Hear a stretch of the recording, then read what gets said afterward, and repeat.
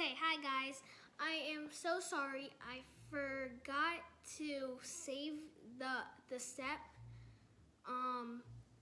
that I'm gonna do right now. I forgot to save that when I was editing, and I accidentally don't have it anymore. So I'm gonna tell you what you could do, what you have to do for this step. So this is the mashing bean step. So what you want to do with that small pot, you want to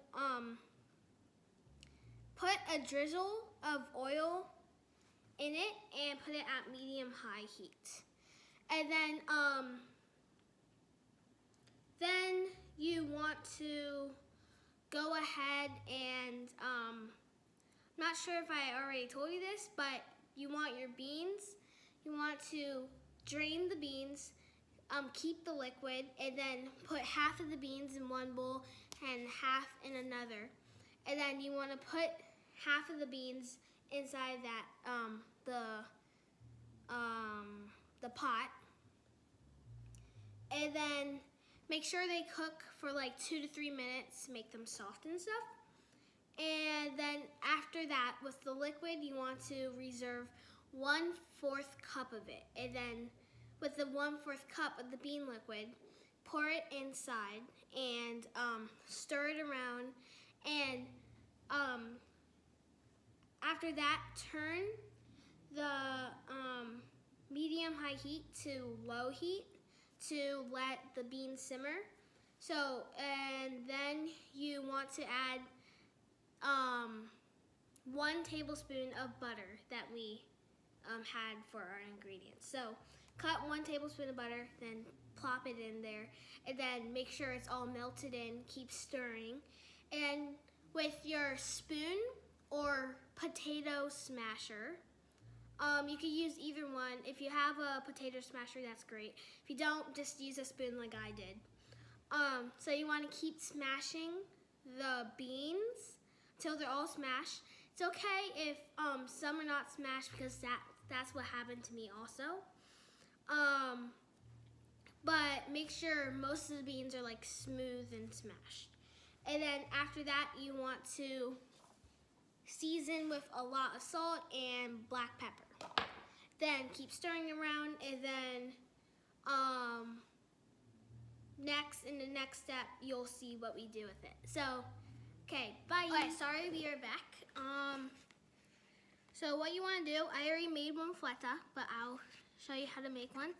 So you get one of your tortillas, and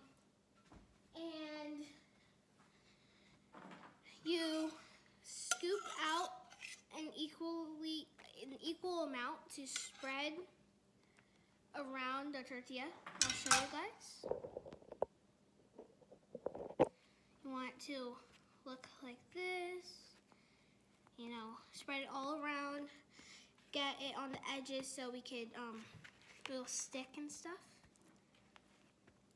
And do this for the rest of your things, your flautas. So keep doing that over and over again. And next, what you want to do is get your filling. So scoop out an equal amount of your filling and put it in the middle. Then once you're done with that, then get your cheese and spread it around. And then you want to roll it up into like a burrito, but not a burrito. And yeah, do this with the rest of yours, and then yeah, I'll meet you back in the next one.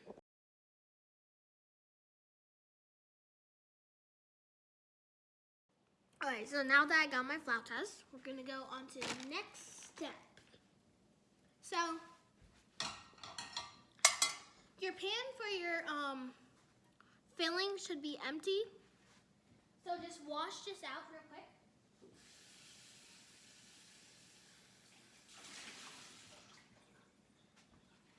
Wash it out, and then what you want to do is put a large drizzle of oil and put it at medium heat. Then you want to place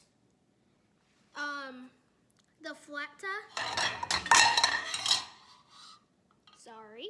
You want to place one flauta with the seam face to the oil. Just put that there.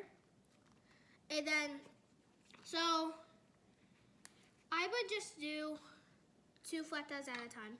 Even though usually I do 3, I would just do 2 for now. And, oh, also, get a spatula.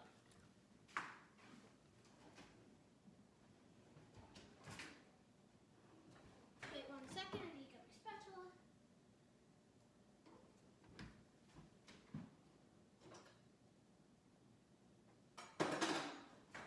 I mean, you don't really need a spatula, so I'm just gonna use a fork, so I'll be back.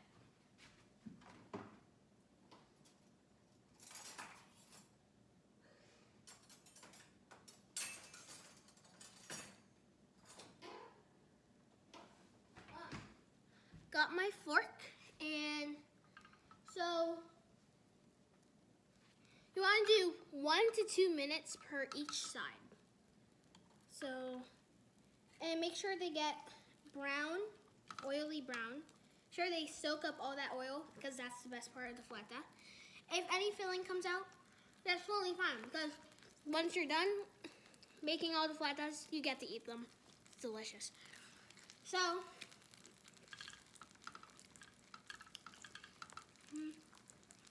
just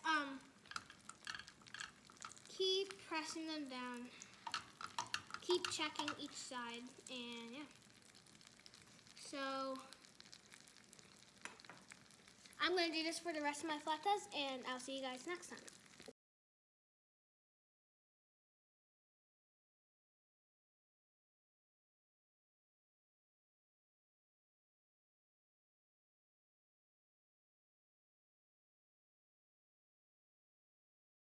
Sorry I didn't tell you this before.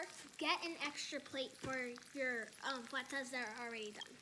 Yeah, I'll see you guys. Now, once your flautas are all done cooking, then it's time to eat. If you guys know how to make pico de gallo already or guacamole, you could just put that on and it'll taste even more delicious. You can put also hot sauce on and sprinkle some more cheese on top. But I'll teach you guys how to do that in the next video, how to make those things. So, let me just finish up this flauta, and it's done. Then turn off the fire. Then you can remove the pan once it's like cooled, you know. And you can throw the plate away that you used to make the flauta. And as you see, all the flautas are done. Now, they might look a little weird because some of the filling might be outside of it, but trust me, it's delicious. So, let's taste this one that I have already eaten. This is literally the best thing I've ever made.